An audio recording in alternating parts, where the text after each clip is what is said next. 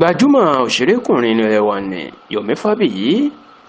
ó mà ti sọ̀rọ̀ lórí gbajúmọ̀ òṣèrékùnrin aláwàdà tó wà lọ́gbà ẹ̀wọ̀n ní James Omiyinka Ọlánrewájú ẹni tó pè yàn mọ̀ sí Bàbá Ìjẹ̀ṣà, tí Yomi Fabiyi sì tú àṣírí wípé iye ẹ̀ṣẹ̀ àìmọ̀dí ni Bàbá Ìjẹ̀ṣà ń jẹ àti pé kò sí ẹ̀rí àrídájú pé Bàbá Ìjẹ̀ṣà ṣe ẹ̀sùn tí wọ́n fi kàn rárá àti rárá. Ẹ rántí wípé inú ọgbà ẹ̀wọ̀n ni Bàbá Ìjẹ̀ṣà ló ti ń lo ìṣẹ̀mí ẹ̀ báyìí lẹ́yìn tí ilé ẹjọ́ jù ú sí ẹ̀wọ̀n ní ọdún tó kọjá lórí ẹ̀sùn pé ó fipá bá ọmọ kékeré kan láṣepọ̀, èyí tí ó jẹ́ ọmọ tí gbajúmọ̀ òṣèrébìnrin nì tó jẹ́ òṣèré aláwàdà èèyàn Princess tí ó gbà sọ́dọ̀ tó ń tọ́jú. Láti ìgbà náà sì ni ọ̀rọ̀ náà ti lágbára tí gbajúmọ̀ òṣèré tíátà Yorùbá nì Ìyábọ̀ Òjó tó fínná mọ́ ọ̀rọ̀ náà, èyí tó sì jẹ́ pé wọ́n padà sin Bàbá Ìjẹ̀ṣà, wọ́n padà rán lẹ́wọ̀n ni. Ṣá o, Bàbá Ìjẹ̀ṣà ti pe ẹjọ́ kòtẹ́milọ́rùn láti ọdún tó kọjá tó ti wà lọ́gbà ẹ̀wọ̀n, ṣùgbọ́n tó jẹ́ pé ilé ẹjọ́ kòtẹ́milọ́rùn ó ṣẹ̀ṣẹ̀ bẹ̀rẹ̀ ìgbẹ́jọ́ lọ́sẹ̀ tó kọjá, lọ́sẹ̀ méjì sẹ́yìn ni tí wọ́n sì ti sún ọjọ́ ìgbẹ́jọ́ síwájú. Ṣá o, nínú àwọn òṣèré tíátà Yorùbá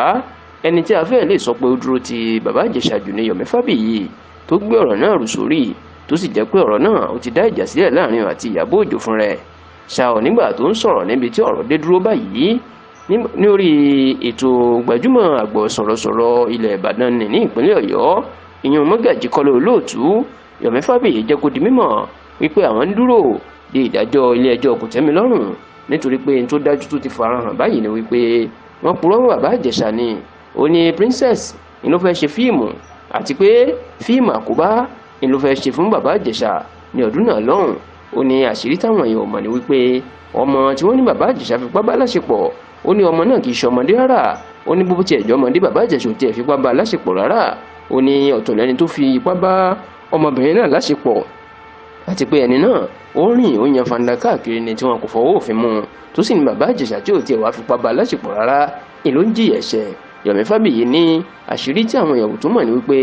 ọmọ náà wọ́n béèrè pé kó mú ìwé ẹ̀rí ọjọ́ ìbí ẹ̀ wá láti fìdí ẹ̀ múlẹ̀ pé ọmọ kékeré ni, ṣùgbọ́n tán ni wọn lè mú ìwé ẹ̀rí wá. Yomi Fabiyi ní nítorí pé wọn ò ní ẹ̀rí ni ló ṣe jẹ́ pé adájọ́ ìyẹn onídàájọ́ kò ju Bàbá Ìjẹ̀ṣà sí ẹ̀wọ̀n gbére ìyẹn life imprisonment. Ó ní onídàájọ́ fún rẹ̀ òun náà ti mọ̀ pé ká ní wọ́n ní ẹ̀rí ni kò bá ju Bàbá Ìjẹ̀ṣà tẹ̀wọ̀n gbére, ṣùgbọ́n tó ní àwọn gbàgbọ́ pé ìdájọ́ ilé ẹjọ́ kòtẹ́milọ́rùn tó ń bọ̀ láìpẹ́ yìí yóò fòpin sí ìyà ìtọ́ tí wọ́n fi ń jẹ Bàbá Ìjẹ̀ṣà.